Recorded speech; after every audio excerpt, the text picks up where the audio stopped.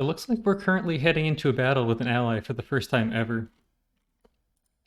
This is both a craft I have not seen before, and, well, not my first time in a three-way battle. This will be my first time. This needs to be resaved with the higher top speed. This will be my first time fighting with an ally. Now, I am pulling in further away enemies, so I have no idea if this will actually grab our ally or not properly. It looks like it has, although there's a red ring around it like it's an enemy. Let's drop our units down. We've brought in a cat shark, and a nurse shark. So the parapet is really the new thing here. The nurse shark is just a little construction vehicle that might heal some things in the fight.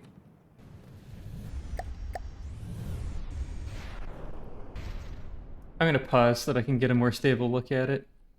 So this thing is just made out of guns. And it looks like these are decorated wood poles over the structure to make it look good. Some guns pointed down, some guns pointed forwards, some simple weapons around the top, a bell, 240,000, a lot of firepower. So it's got a lot of APS firepower. Okay. Is this just a big gun in the middle? It certainly is. These look like ammo ejectors as well, so it's not just going to detonate. I wonder what difficulty this class comes in, or this craft comes in at. I'll have to look at it later. I doubt there's anything in this fight that'll put a hole in it, but when I declare war against the Onyx Watch, I will have to see what it takes to put a hole in it. This camera is still a little bit chunky. It works really well sometimes, but the follow mode is not always the best. I'll grab the center of it and see if it does better. Oh man, that was a good hit.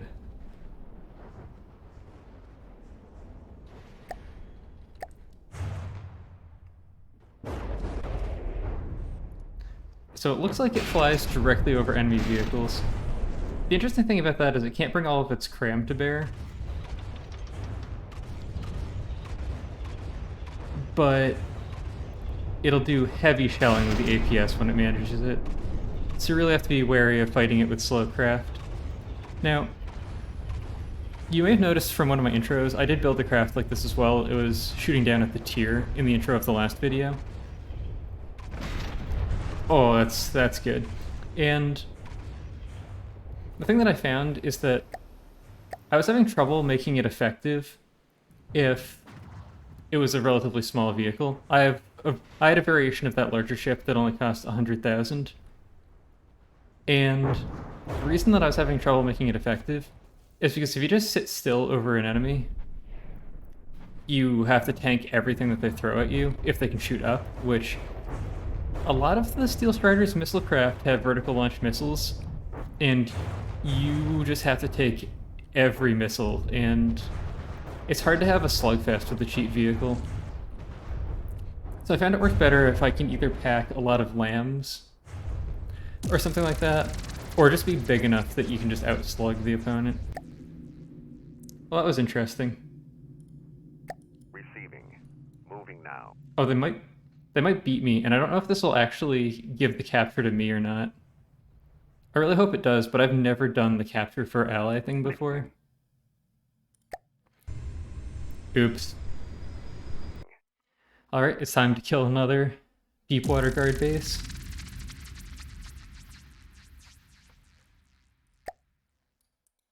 I don't believe there's anything here that needs tremendous looking after near land. The lungfish are slow enough that I think they can take care of themselves. A lot of volume in this fight, but shouldn't be anything too scary. So we've got another Falkenheim. Looks very, very angry. And I suppose it should be. It has every right to be angry.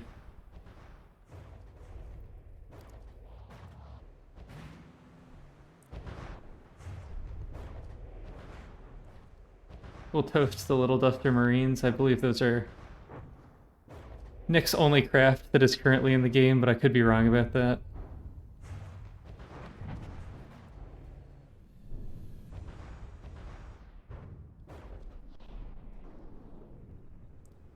Well, I guess I just put it on land. It shouldn't have had that much of an issue.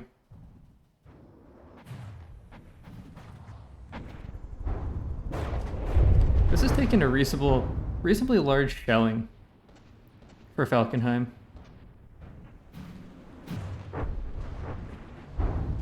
Yes, this is the thing that Lathrix actually retrofit. And now I don't actually know if there's a way to tell if this is the Marlin or the Moray. Does it say airship gantry Moray? Well, I suppose you can tell.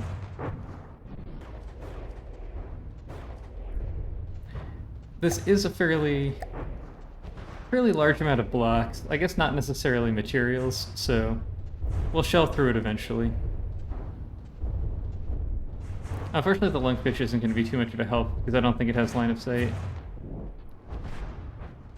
It still brings in missiles, and it has a reasonable amount of missile firepower, so it's not absolutely the worst.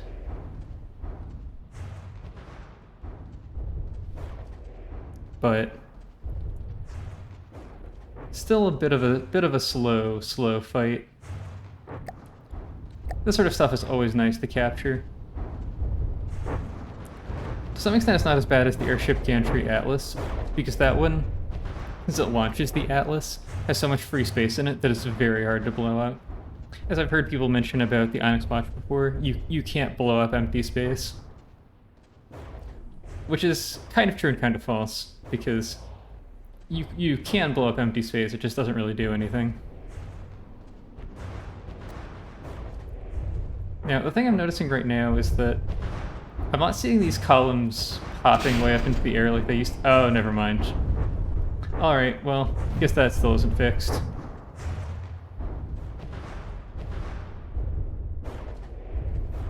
Sometimes you just get so helpful or so hopeful, and then your hopes are just immediately let down.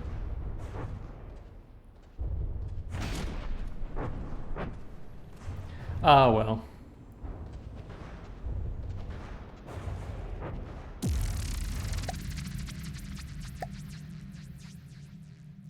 So we meet again, River Rat. This is not how you usually get this dialogue.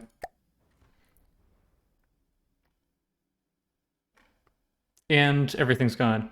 That's interesting. It means that in this game, this was the headquarter. I already have played on easy, and the headquarter, or not the headquarter, Captain Sal came from his usual spot. So this must be a script change for the different difficulty.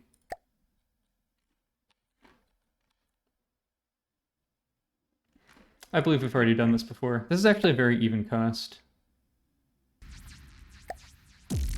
Alright, fingers crossed. Success.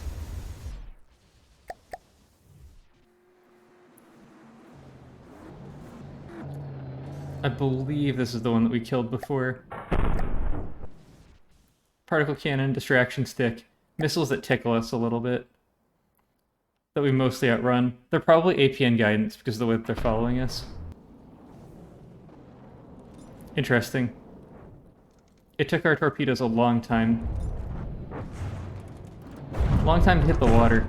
Usually the ones that are downward fired hit the water almost immediately. The ones that are dropped horizontally take way too long, though. Distraction stick's still doing good work against this. When our torpedoes come in from the side that we're dropping them in on now, the distraction stick should do almost nothing. Because as soon as they pass it, they'll just see the submarine. We haven't really taken damage yet, so let's focus in on the black tip shark. Its weaponry just isn't that effective against us.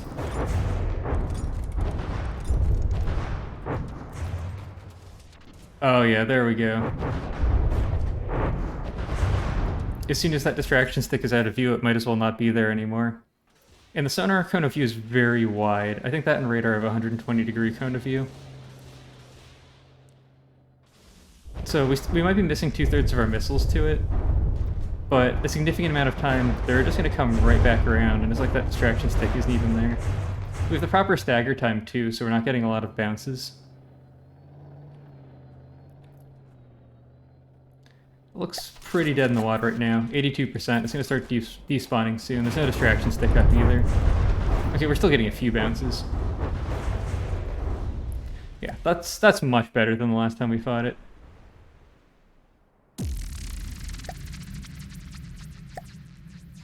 Listening. Moving out. Moving out. Well, we'll see what happens there later. I imagine as soon as we go through the next council meeting, that makes us at war with the Onyx Watch, because that's what's going to happen. Or this is going to get punted out, but as soon as it does, I'm just going to charge right back in. It'll be interesting to see where it goes out. If it just goes to the nearest tile, it might be up here somewhere. So that'll be an interesting experiment. Now, there's really nothing for us to do here except for capture. We've largely depleted the Steel Striders. They're just sort of going to keep sending stuff as they build it. Okay, despite the fact that the Onyx Watch got here first, this territory has gone to us. So that is in fact how this is going to work. That the Onyx Watch is going to help us push out in this direction and take care of the capturing forests, which is quite kind of them actually, but I'm going to have to be careful not to accidentally expand their domain instead of mine down in the south. Well, this is a bit of an interesting battle I got myself into. Listening. We'll see how we do. I was under the impression that I'd finished this vehicle, or I say finished, but gotten it working well enough. But maybe I perhaps haven't, because it had custom jet engines just sort of sitting on top of it. Also, we're trying to shoot down the Albatross with crams. So good luck us. We do have missiles too. Oh, those are decent missile hits. And the Albatross, well, a little bit scary in its own right sometimes. That's the one I'm thinking of. Yeah, quite a bit of missile damage. Can be quite frail, and it comes straight in at you. So it does take very easy hits if your missiles come for it when it's coming in. Now, despite the cram buff, I really don't think our crams are going to do much here. But unfortunately, our missiles fired at the wrong time and we missed. We could still get a lucky cram hit if we fire now.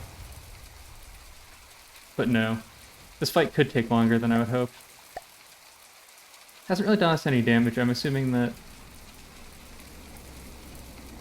he's not able to hit us with the APS at the moment.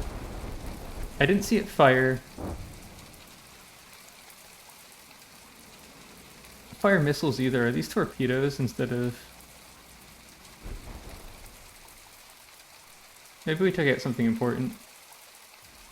It does have a big set of bombs though, it looks like. No, it is firing APS.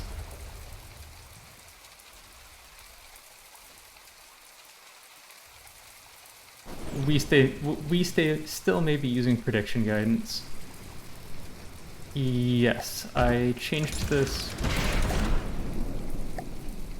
to APN on the other one because I was having severe issues with prediction guidance. Just not getting intercepts at all. Pretty sure I hit. I'm smashing launch pad. Sometimes... Oh, that was so close. Womp womp. Well, we'll watch this point of view instead. Sometimes prediction guidance works very well, and sometimes it doesn't work at all. It does seem to work better against slightly slower and more stably moving craft, so that the intercept point doesn't move that quickly. Jesus, this camera lock needs some serious help.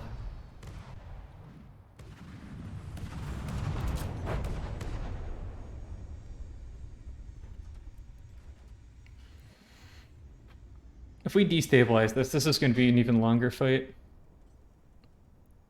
We also don't have fuses in this cram, so I suppose that's something that I should have worked on.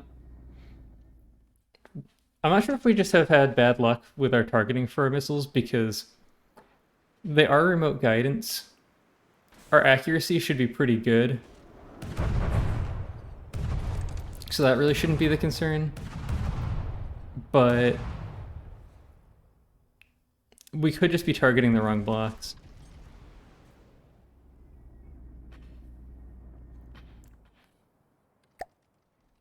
We've done the Albatross some damage, but it's just not enough. It is getting a little bit dodgy as it takes more damage. It looks like it's lost some of its thrust, so it may just start death spitting now. It looks like it's just barely able to keep level flight.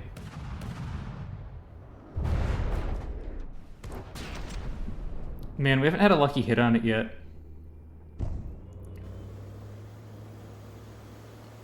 We're using Hesh, and I was under the impression that, I don't know exactly where it is, but that the Albatross has just a big ammo compartment somewhere.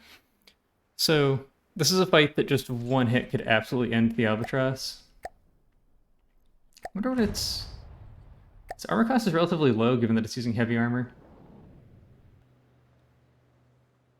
I have no idea what happened there. Oh, it went AI dead. So we stopped locking into it. Yeah, so I'm gonna have to tune this a little bit later. It turns out it's not really as done as I was hoping.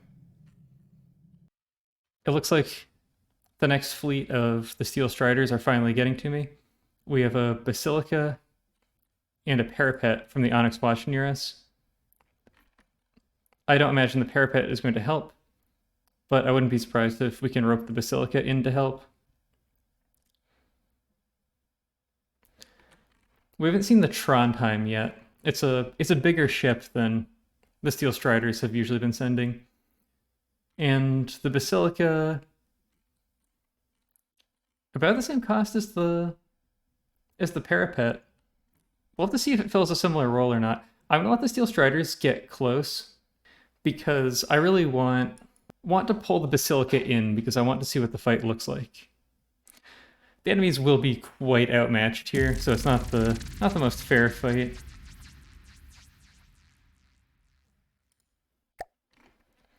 Maybe I should have left the torpedo bomber at home, but they do have a cyclone, so somewhere? Yeah, so it's probably necessary, actually. We'll kill the spirit eventually. It'll probably take us a while, though. The lungfish do have the capabilities to do it, but they might not target it that early. Alright, I was afraid there for a second. This is what interests me the most, though. This is really the same idea as the last one. Just a bit lower firepower. Not a lot of armor cost either. I believe the Onyx Watch have a thing. Looks like it has lamps though, where their cram has to be high explosive, so the lower firepower probably won't be due to cram composition.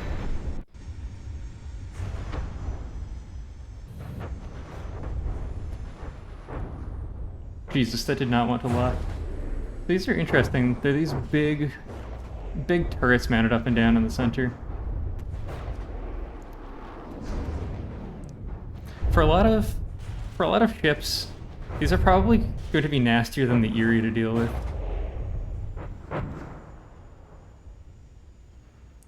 I imagine something just took a lot of damage. That was a big slowdown. Or something went through something else's bounding box. I'm gonna move to a slightly better position to watch this from. So it looks like the Trondheim does have some AA fire that can productively shoot back at the Basilica, but not a whole lot. But never mind, it's shooting upwards. That's some good elevation on those barrels. A lot of ships can't really shoot at you when you're doing this sort of thing. If it's just the Basilica against the Trondheim, I wonder how it would do. There's a lot of extra fire coming in. See if our ships are taking damage. We're mostly unscathed. Looks like the Trondheim has retargeted the...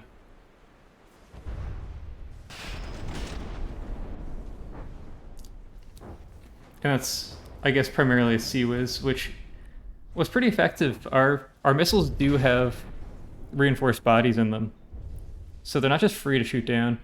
Okay, and then it starts shooting at the Basilica again. So I have noticed that using the hover over AI can be quite difficult to actually get your craft to hover over. On top of that, the Basilica may have gone a bit limp.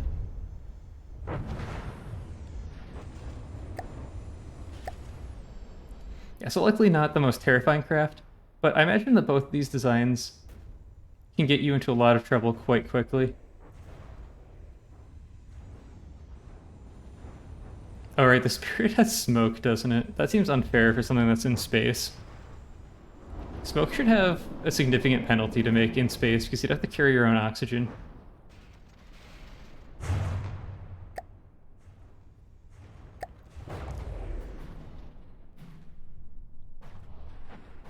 Well, the Basilica looks like it's tanked a lot of damage for us.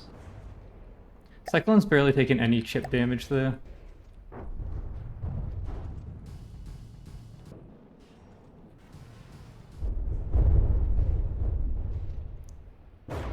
Actually,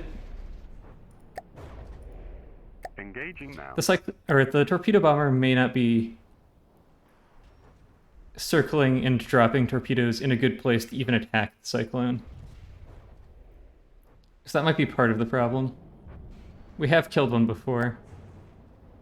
One of our lungfish is starting to take damage. If it's taking torpedoes, it'll get hurt way worse than the elephant. Oh, the elephant... I don't think I retrofitted this one. I made a discovery in the designer mode that the main guns of the elephant and the AI do not target the same thing. I put the main guns on the AI that I placed second, and it doesn't have priority over movement. So the AA, which also has a movement routine, just in case the primary AI gets taken out, the ship will at least keep moving.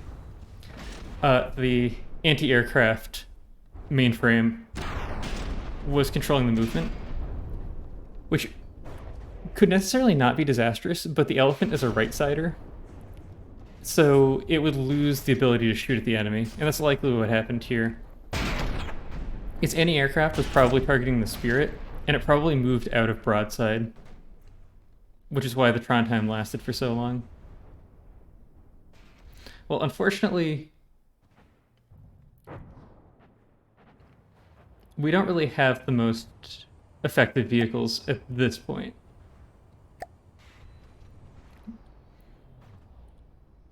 Hopefully we'll get a few lucky APS hits onto the Spirit.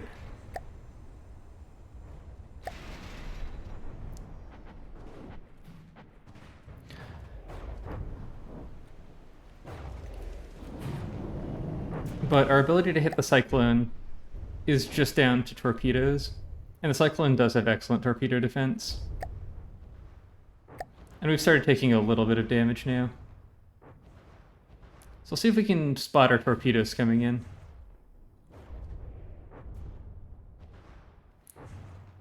There's no way for me to know the last place they were dropped, but we shoot waves out of them reasonably often enough.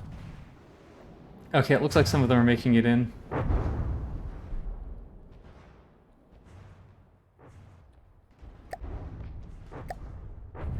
Alright, here we are.